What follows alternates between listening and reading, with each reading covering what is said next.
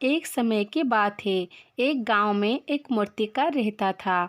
मूर्तिकला के प्रति अत्यधिक प्रेम के कारण उसने अपना संपूर्ण जीवन मूर्तिकला को समर्पित कर दिया। परिणामतः वह इतना पारंगत हो गया कि उसकी बनाई हर मूर्ति जीवंत प्रतीत होती थी। उसकी बनाई मूर्तियों को देखने वाला उसकी कला की भूरी भूरी प्रशंसा करता था। उसकी कला के चर्चे उसके गांव में ही नहीं बल्कि दूर दूर के नगर और गांव में होने लगे थे। ऐसी स्थिति में जैसा सामान्यतः होता है वैसा ही मूर्तिकार के साथ भी हुआ। उसके भीतर अहंकार की भावना जागृत हो गई। वह स्वयं को सर्वश्रेष्ठ मूर्तिकार मानने लगा। उम्र बढ़ने के साथ जब उसका अंत समय निकट आने लगा तो वह मृत्यु से बचने की युक्ति सोचने लगा। वह किसी भी तरह स्वयं को यमदूत की दृष्टि से बचाना चाहता था ताकि वह उसके प्राण ना हर सके। अंततः उससे एक युक्ति सूझ ही गई। उसने अपनी बेमिसाल मूर्तिकला का प्रदर्शन करते हुए 10 मूर्तियों का निर्माण किया। वे सभी मूर्तियां दिखने में हूबहू उसके समान थी।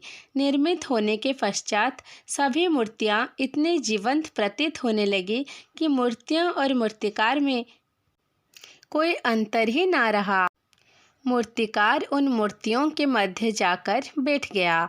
युक्तिनुसार यमदूत का उसे इन मूर्तियों के मध्य पहचान पाना असंभव था। उसकी युक्ति कारीगर भी सिद्ध हुई। जब यमदूत उसके प्राण हरने आया तो 11 एक शरीक मूर्तियों को देख चकित रह गया। वह उन मूर्तियों में अंतर कर पाने में असमर्थ था, किंतु उसे ज्ञात था कि इन्हीं मूर्तियों के मध्य मूर्तिकार छुपा बैठा है। मूर्तिकार की पहचान करने के लिए यमदूत हर मूर्ति को तोड़कर देख सकता था, किंतु वह कला का अपमान नहीं करना चाहता था। इसलिए इस समस्या का उसने एक अलग ही तोड़ निकाला। उसे मूर्तिकार के अहंकार का बोध था, अतः उसके अहंकार पर चोट करते हुए वह बोला, वास्तव में सब मूर्तियाँ कलात्मकता और सौंदर्य का अद्भुत संगम है, किंतु मूर्तिकार एक त्रुटि कर बैठा। यदि वो मेरे सम्मुख होता तो मैं उसे उस त्रुटि से अवगत करा पाता। अपनी मूर्ति में त्रुटि की बात सुन अहंकारी मूर्तिकार का अहंकार जग गया।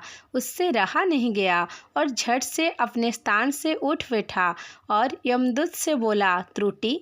असंभव। मेरी बनाई मूर्तियाँ सर्वदा त्रुटिहीन होती है। यमदूत की युक्ति काम कर चुकी थी। उसने मूर्तिकार को पकड़ लिया और बोला, बेजान मूर्तियाँ बोला नहीं करती और तुम बोल पड़े। यही तुम्हारी त्रुटि है कि अपने अहंकार पर तुम्हारा कोई बस नहीं। यमदूत मूर्तिकार के प्राण कर यमलोक वापस चला गया। ये कहानी से हमें यह सीख मिलती है कि अहंकार विनाश का कारण है।